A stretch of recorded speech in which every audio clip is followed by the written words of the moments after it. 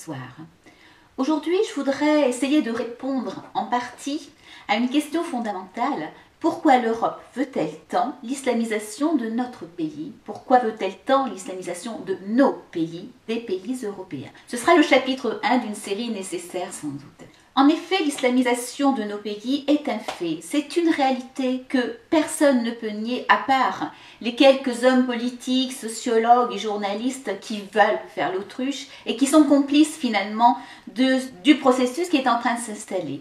Nous l'avons suffisamment montré et avec éclat le 18 décembre 2010 avec les assises de l'islamisation de nos pays, mais la réalité de tous les jours, depuis quelques années, la réalité politique depuis quelques années nous montre que l'islamisation de la France est en marche forcée.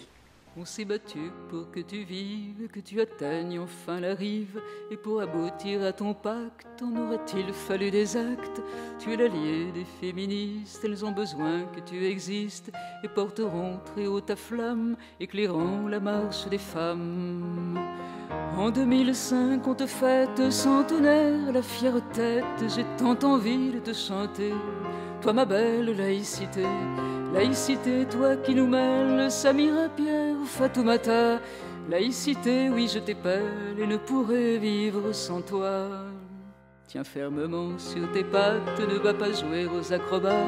Nous perdrions à éclater une infinie communauté.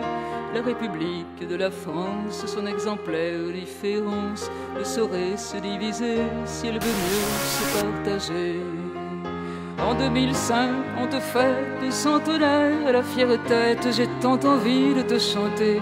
Toi ma belle laïcité, laïcité, toi qui nous mêles, Samira Pierre, Fatoumata.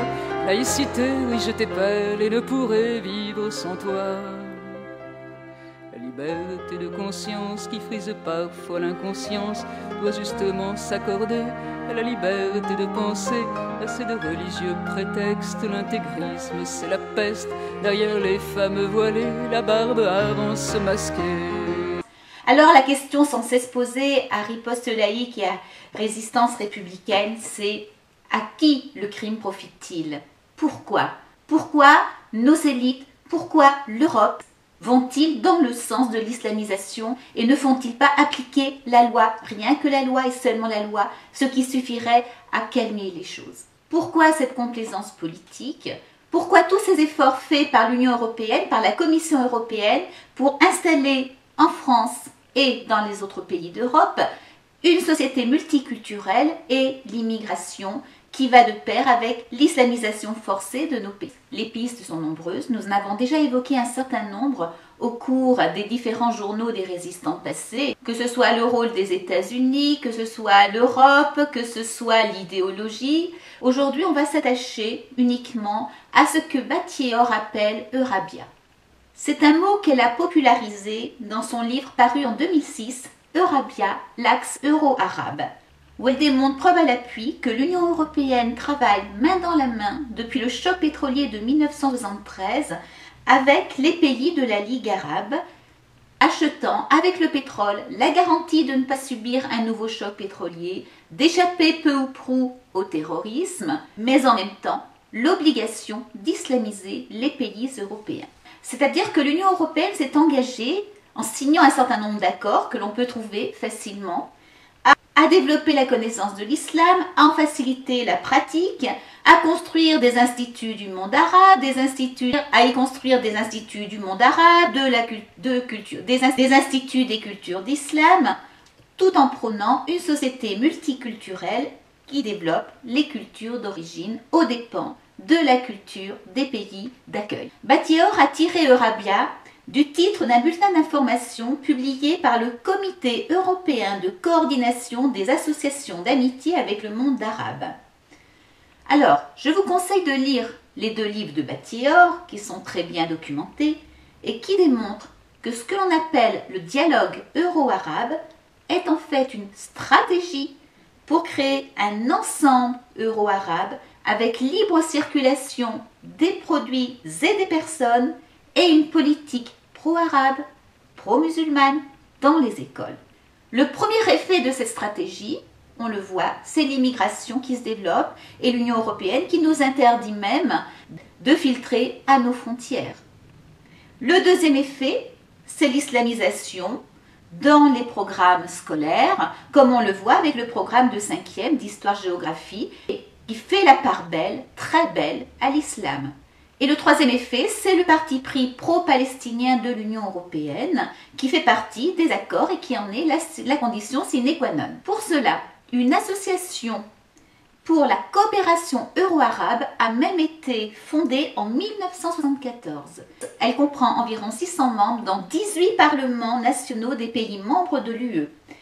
Et elle a pour buts principaux la contribution à la recherche de la paix au Moyen-Orient et la promulgation de la coopération politique, économique et culturelle entre l'Europe et le monde arabe. Voici quelques exemples de sa résolution des 7 et 8 juin 1975, vous voyez que ça date, à Strasbourg.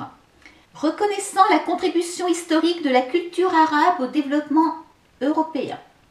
Soulignant l'apport que les pays européens peuvent encore attendre de la culture arabe, notamment dans le domaine des valeurs humaines.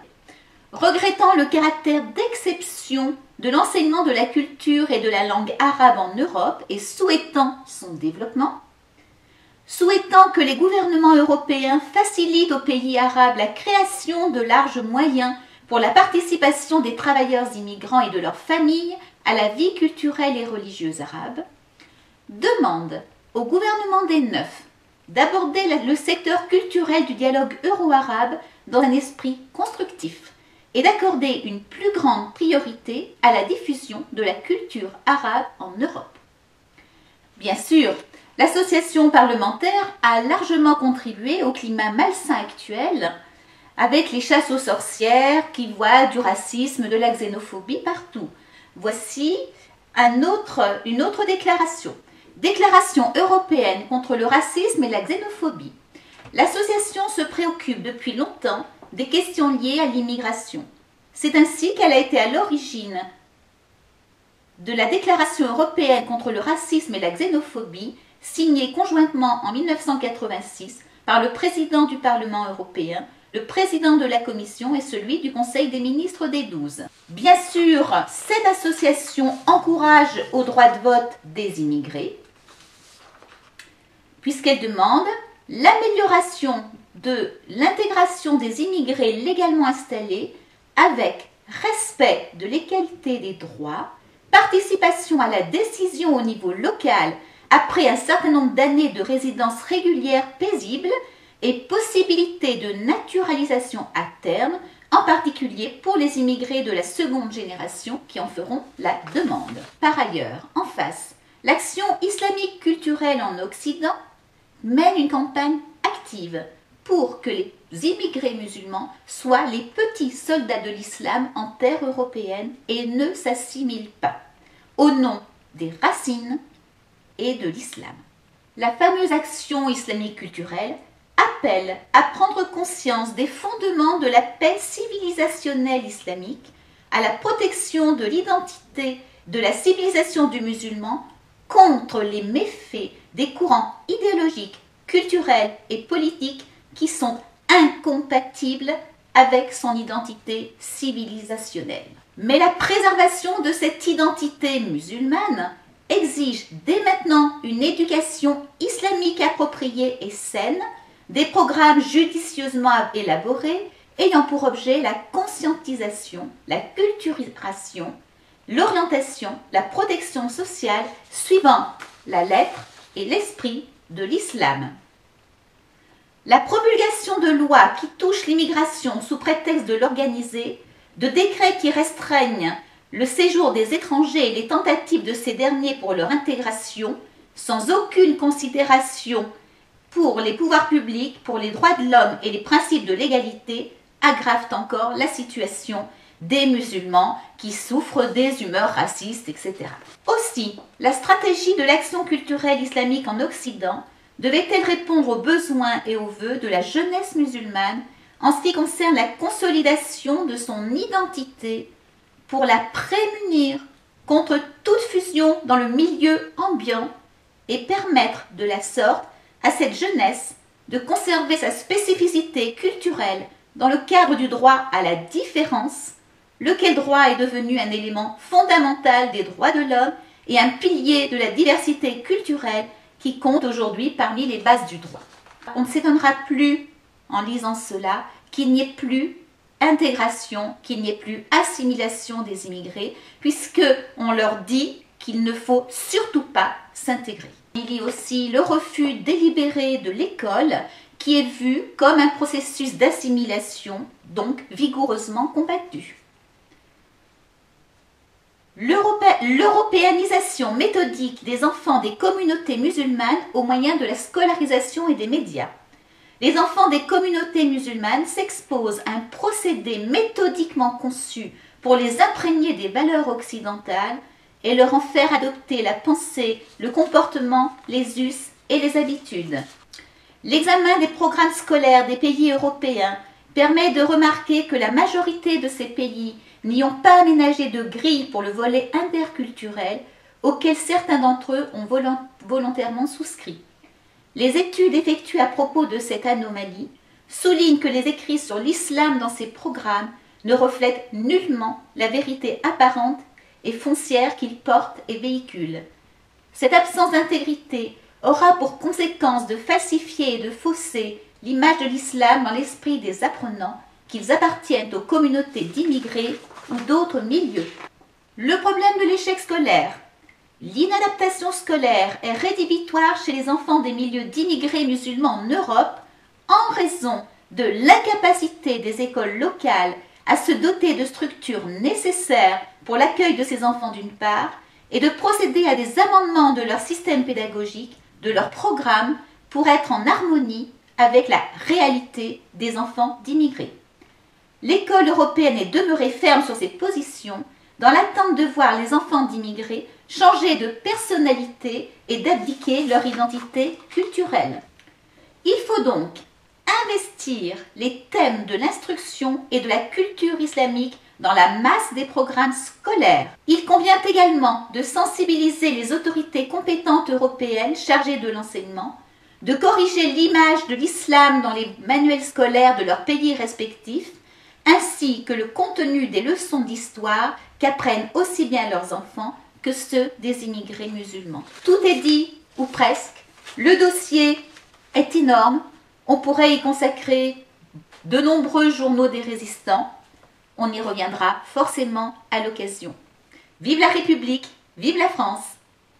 Allons enfants de la patrie, retrouvons nos idéaux, ce qu'on nous viole et qu'on salit, hissez haut notre drapeau.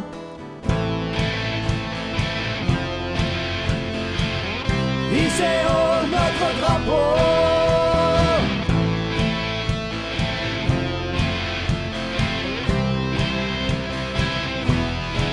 Allez, viens,